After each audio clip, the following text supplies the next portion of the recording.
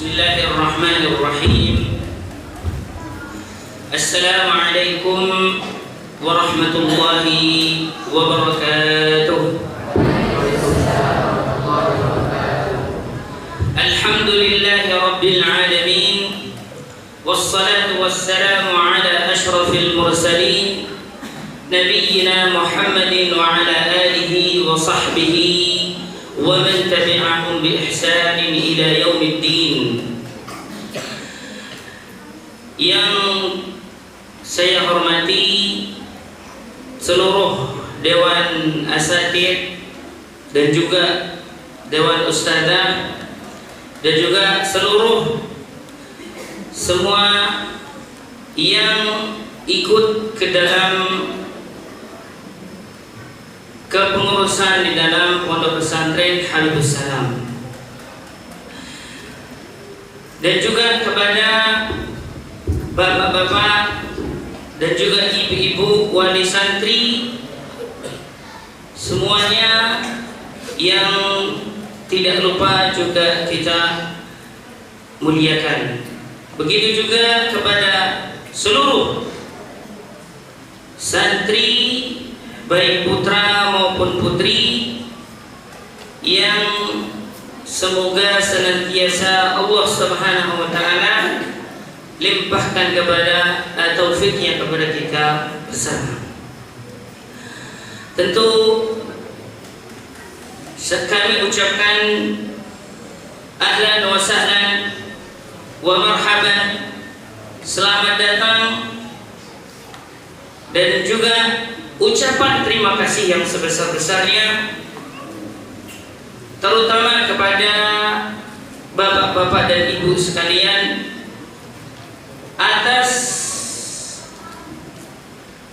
pemberian kepercayaannya kepada kami, kepada Pondok Pesantren Habibus Salam, untuk dididik putra-putrinya menghafalkan surat Al-Quran Al-Karim, kemudian belajar bahasa Arab, dan juga nantinya yang di akhirnya adalah, dan di puncak daripada belajar ilmu agama adalah belajar ilmu syar'i. Ini adalah sebuah amanah yang sangat besar, amanah yang dipikul tidak hanya lembaga-lembaga pendidikan, tapi amanah yang dipikul oleh seluruh kaum muslimin dimanapun berada. Jadi kalau kita mengacu lembaga pendidikan, itu poin-poinnya menjalankan amanat undang-undang, amanat undang-undang. Tapi kalau kita mengacu bagi diri kita seorang muslim, pendidikan itu tidak cuma amanat pendidikan, amanat undang, tidak cuma amanat undang-undang, tapi lebih dari itu amanat dari Allah Subhanahu wa taala kepada kita bersama. Sehingga pendidikan itu tidak hanya dipertanggungjawabkan di depan legalitas dan formalitas, tidak. Tapi pendidikan itu amanah yang kita pikul bersama-sama, yang kita akan pertanggungjawabkan dunia dan akhirat. Ya, semuanya. Sehingga pendidikan itu tidak cukup dengan guru atau lembaga pendidikan pondok pesantren. Semua punya tanggung jawab. Justru tanggung jawab pertama adalah siapa? Orang tua. Tanggung jawab pertama orang tua. Makanya kalau kita mengacu kepada ayat Al-Quran Al-Karim, misalnya di dalam Al-Quran menyebutkan, ya ayyuhalladzina amanu qu anfusakum wa ahlikum nar. wahai orang-orang yang beriman, jagalah diri-diri kalian. Pertama, wa ahlikum nara, dan keluarga-keluarga kalian dari api neraka.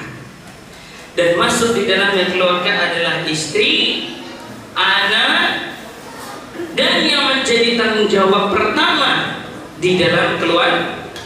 Itu tanggung jawab.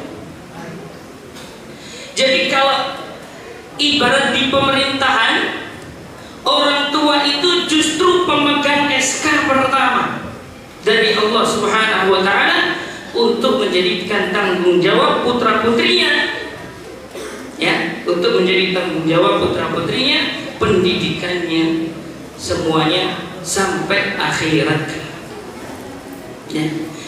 Sehingga nanti kalau pendidikan, kalau misalnya ada anak begitu, ada anak melanggar, anak salah, siapa yang salah? Semuanya salah. Orang tua salah, guru-guru juga salah, anaknya juga salah. Sehingga harus benar-benar semua kerjasama itu harus saling terjadi. Dengan cara apa? Dengan cara menyadarkan diri kita masing-masing kalau pendidikan itu adalah tanggung jawab kita bersama. Tidak hanya bertanggungjawabkan di depan kertas, laporan, secara amanat undang-undang, tidak. Setelah kita seorang muslim, amanat pendidikan itu adalah dunia akhirat, ya. Sehingga apa yang diamanahkan Allah Subhanahu wa Ta'ala itu justru yang pertama.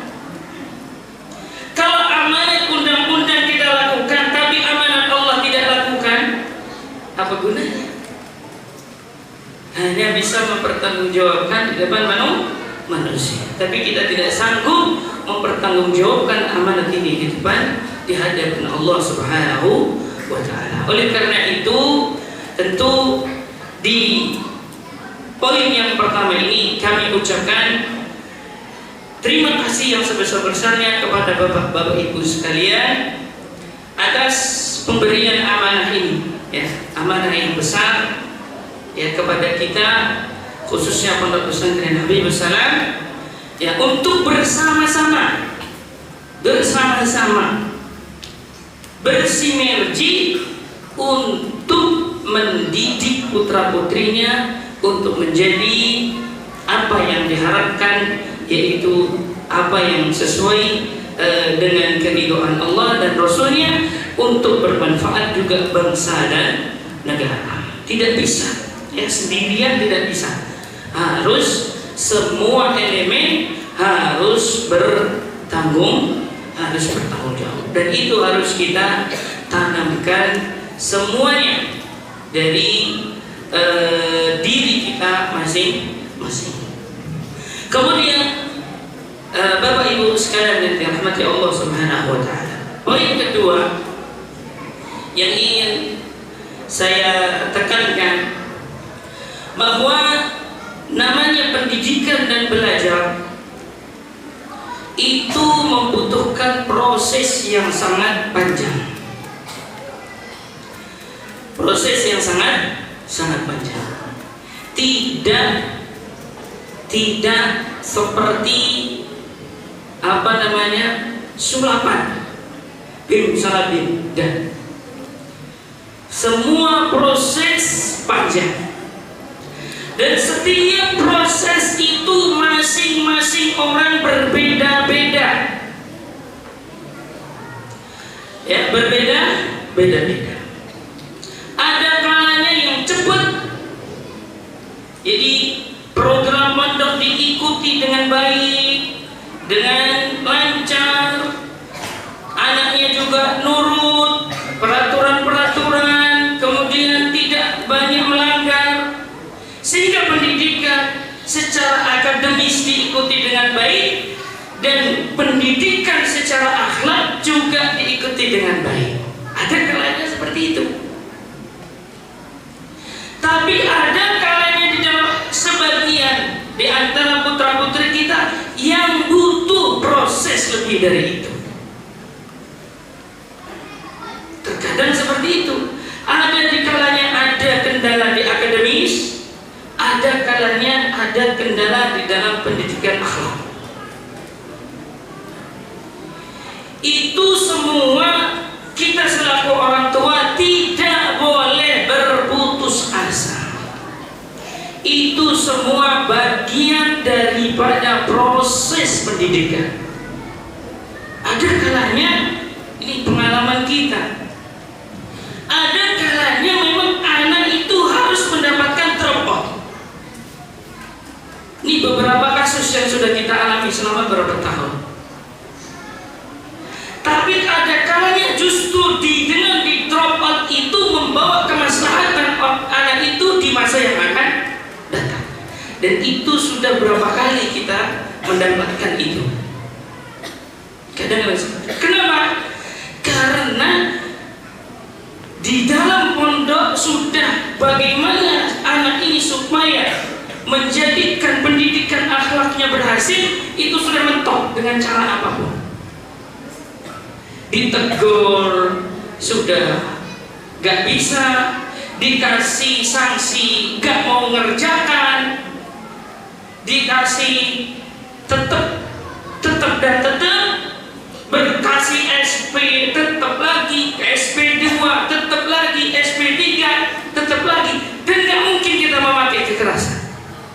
Tidak ada seperti itu. Sehingga kadang-kadang untuk menjadikan dorongan dan pukulan kuat di dalam hatinya, mau tidak mau harus diterobos supaya jadi cambukan buat hati dia. Untuk apa? Untuk biar supaya apa? Supaya punya keinginan kuat untuk menjadi baik. Dan ini sudah kita alami beberapa orang. Ketika kita alami seperti itu, kita kemudian akhirnya kita teropot. Beberapa yang kita teropot, alhamdulillah, ada yang jadi ustadzah di sana, ustadz di sana, ustadz di sini. Datang ke pondok dengan mengatakan, dulu marah-marah, dulu sakit hati dia sama ustadznya, dulu benci dia sama ustadznya. Sekarang datang, ustadz, terima kasih. Dulu kalau enggak dulu di DO mungkin saya enggak berubah. DO yang membawa barokah, membawa masalah. Karena memang semua tindakan-tindakan, kebijakan, keputusan itu semuanya pasti diambil untuk kemaslahatan para santri. Gak ada untuk kemaslahatan yang lain. Pondok ini dibangun untuk para santri, sehingga yang paling utama harus dipaling perdepankan untuk kemaslahatan mereka. Bahkan kadang keputusan kebijakan semua itu kadang kelihatannya pahit, tapi sebenarnya itu adalah keputusan yang insya Allah memberikan maslahat, membawakan kebaikan insya Allah untuk para anak-anak didik kita untuk di masa yang akan datang. Sehingga terkadang ketika mendapati ada yang ada yang mungkin harus lebih lambat, ya sabar. Ya, karena di pondok ini kita guru murid 24 jam bareng. Satu-satu ngerti kita gimana wataknya. Gak ada yang gak luput, kita tahu semua kita. Sehingga apa yang terbaik buat mereka itu insya Allah dengan berbagai pertimbangan dan juga usaha, maka itu insya Allah semua demi kemaslahatan dan juga kebaikan putra-putri kita untuk yang akan datang. Sehingga Bapak Ibu sekalian, proses pendidikan butuh waktu yang sangat panjang. Makanya Imam Syafi'i rahimahullah, gimana itu? Zakain, syarat menuntut ilmu bernama zakain wa khirsin wa istibarin wa bulghatin, terus wa irsyadi ustadin wa tuli zamani, wa tulu zaman, waktunya panjang. Karena pendidikan itu tidak hanya dilihat di atas kertas, pendidikan yang hakiki itu tidak dilihat hanya di atas kertas.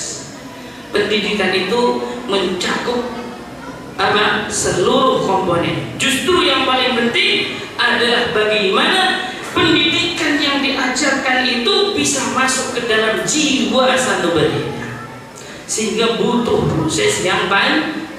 Objek kita dalam pendidikan itu bukan kayak pabrik, pukul-pukul baju bahan setengah jadi, habis itu sehari langsung jadi bahan jadi. Objek kita dalam pendidikan adalah fitrah yang tidak bisa dibuat, dibentuk semau kita kayak pabrik. Tidak bisa. Objek kita dalam pendidikan adalah fitrah. Bagaimana fitrah mereka menjadikan kembali bersih, dan fitrah mereka bagaimana menjadi lurus, dan itu tidak bisa dengan istilahnya dengan samakan dengan benda-benda yang sifatnya adalah mati, sehingga butuh pemberian contoh dari para ustadz, contoh dari orang tuanya, contoh dari orang anak teman-teman sekitar, sehingga fitrahnya timbul kesadaran mereka untuk senantiasa cinta kepada kebaikan.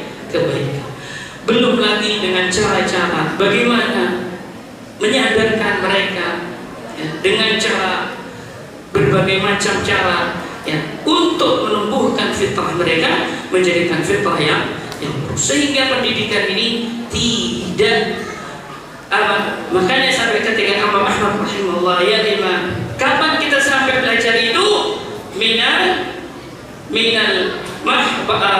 sampai dari lahir sampai meninggal, karena pada hakikatnya kita tetap belajar. Sehingga ketika memang pendidikan itu butuh waktu yang lama, maka butuh yang namanya kesabaran. Makanya butuh yang namanya kesabaran. Sabar dalam taat. Sabar yang pertama itu sabrun ala taat. Musibah cuma sebentar, 3 hari lupa. Sabar ketaatan 6 tahun gak cukup. Kelas 1, kelas 2, kelas 3, kelas 1 SMA, kelas 2 SMA, kelas 3 SMA. Ternyata belum dapat apa-apa. Sabar 6 tahun belum dapat apa. Sabar musibah seminggu lupa. Tapi sabar dalam ketaatan lebih berat. Makanya Syekh di antara seorang Syekh, kalau nasihat Syekh bin Baz rahimahullah ta'ala ditanya, berat mana? Mati di jalan Allah atau hidup di jalan Allah? Justru berat hidup di jalan Allah. Karena mati di jalan Allah udah selesai, syahid selesai. Tapi hidup di jalan Allah itu harus berat, karena harus sabar. Makanya di dalam ayat sabar selalu di dalam terakhir. Ya ayyuhalladzina amanu sabiru wasabir. Wal 'asri innal insana lafi khusr illa alladzina amanu wa 'amilus shalihat wa tawasaw bis sabr. Selalu di terakhir. Karena semua butuh kesabaran. Yang sabar gak hanya santrinya, semua santrinya harus sabar. Orang tuanya harus sabar, lebih-lebih gurunya harus lebih sabar. Sabar untuk demi menuntut ilmu yang waktu yang sangat panjang. Kemudian saya juga yang terakhir adalah mengajak kepada, khususnya kepada orang tua dan juga anak-anak semuanya, santri semuanya, anak-anak kita semua. Kita kalau sudah di pondok itu, Bapak Ibu sekalian, santri sama guru itu sudah bukan kayak orang lain. Jadi sebenarnya kalau ditinggal tuh sedih juga. Tapi ya gimana? Sedih juga. Kenapa? Setiap hari ngumpul. Kita ketemu, makan bareng, sholat bareng, belajar bareng 24 jam. Jadi hubungan antara guru dan murid sudah dekat. Walaupun kadang anak-anak itu bermasalah, itu misalnya yang melanggar, sebenarnya sama sekali tidak ada namanya unsur intimidasi dan benci dan yang lain. Justru semuanya menganggap sama karena itu adalah anak kita semua. Karena di dalam Islam itu juga disebutkan memang guru itu adalah bapak. Kalau orang tua yang melahirkan itu namanya abaun fil nasab, orang tua di dalam nasab. Kalau guru yang mengajarkan itu namanya abaun fid din, orang tua di dalam agama. Jadi walaupun lulus, walaupun ini, dia masih teringat. Kadang dia kangen sebenarnya. Senang kalau didatangi, itu senang banget. Ya. Sebagaimana orang tua ketika mereka kangen anaknya mondok. Sehingga saya mengajak khususnya kepada orang tua, berikan kesempatan anak-anak kita untuk belajar sampai tidak ada lagi kesempatan untuk belajar. Jangan diputus di tengah jalan. Terus saya gak ngerti, tanya kepada Ustadz yang mungkin kita yakin di situ. Gimana? Anak saya udah di sini, udah belajar ini itu. Lanjutannya apa Pak Ustadz? Selama ada waktu mereka untuk belajar, jangan diputus. Itu saya mengajar. Kenapa? Supaya betul-betul belajar ilmunya itu tidak separuh. Karena innallaha yuhibbul 'amala idza atqanahu. Karena Allah mencintai orang yang beramal itu kalau diamalkan secara maksimal. Jangan sampai setengah-setengah udah diputus. Akhirnya apa? Ngabdi di pondok bingung make, ngabdi di masyarakat juga belum bisa dipakai, tapi sudah lulusan pondok. Jangan. Jadikan, dukung mereka selama masih ada kesempatan untuk belajar. Berapa tahun Ustaz? Gak usah hitung tahun. Selama masih ada kesempatan, untuk belajar, suruh belajar. Tapi usahakan step by step. Jangan 10 tahun tapi itu terus. Misalnya amalnya tasa'alun aja apa?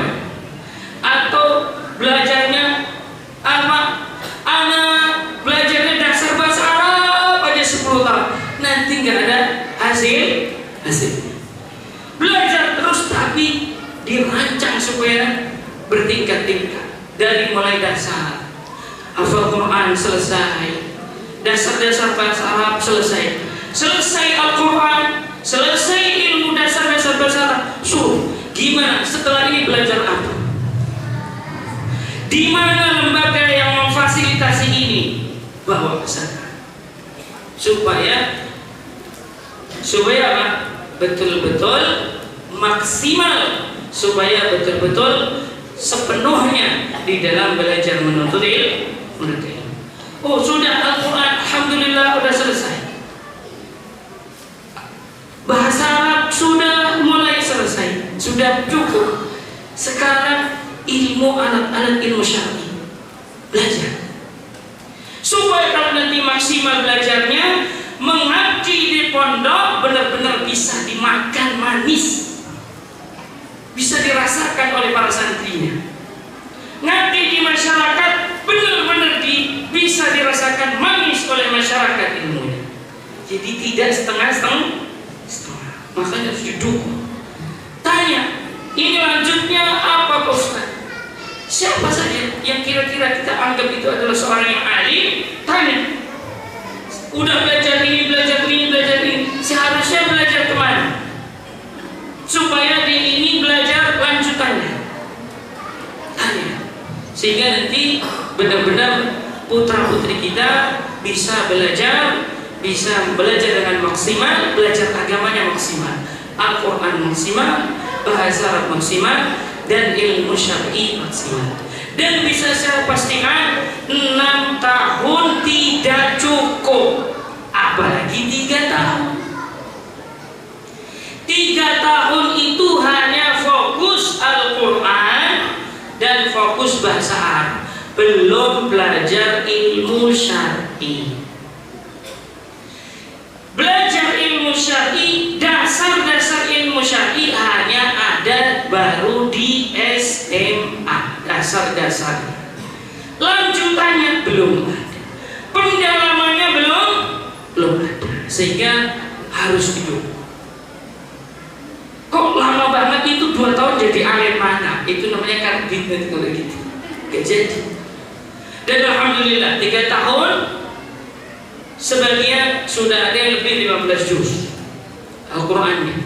Dasar-dasar bahasa Arabnya sudah, dan sebagian sudah sudah mendapatkan hasil yang maksimal sesuai dengan kemampuannya masing-masing. Nanti SMA mulai dasar-dasar ilmu syar'i.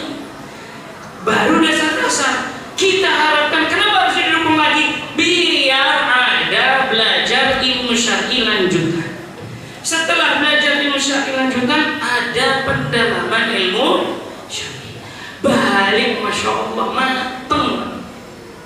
Nanti balik jadi mateng. Dan matengnya itu gak dikarbit, matengnya beneran. Nah itu yang kita harapkan. Jadi putra putri kita nanti didukung. Selama kesempatan belajar itu masih ada, dukung sekuat-kuatnya untuk meningkatkan belajar mereka. Tanya kepada datang Ustaz ini, apa belajarnya apa? Tanya. Sebagaimana dulu ibunya Imam Ahmad datang kepada ulama, ya Syekh ini apa belajar, suruh ke majelis ini, majelis ini. Akhirnya jadilah dia seorang ulama. Jangan sampai setengah-setengah. Dan juga kalau kesempatan itu masih ada, ya sudah, jangan gak usah terlalu buru-buru. Wah, lulus SMP udah langsung jadikan mudir. Gak usah buru-buru. Ya, jangan buru-buru. Langsung jadikan pimpinan pesantren. Nanti apa yang bisa berikan dengan cuma belajar yang sedikit. Biar tuh panjangkan dulu menuntut ilmunya. Cukupkan dulu bekalnya di dalam mengemban pendidikan. Ya, itu mudah-mudahan dengan demikian insya Allah nanti putra-putra kita di masa yang akan datang bisa benar-benar bisa belajar menuntut ilmu yang benar-benar bisa maksimal. Ya, ini hanya istilahnya sambutan. Ya, ini hanya sambutan dan juga ajakan. Ya, tentu selebihnya kita bertawakal dan meminta pertolongan kepada Allah Subhanahu wa Ta'ala. Mungkin itu saja beberapa sambutan atau yang bisa saya sampaikan. Ya, kurang lebihnya tentu mohon maaf yang sebesar-besarnya.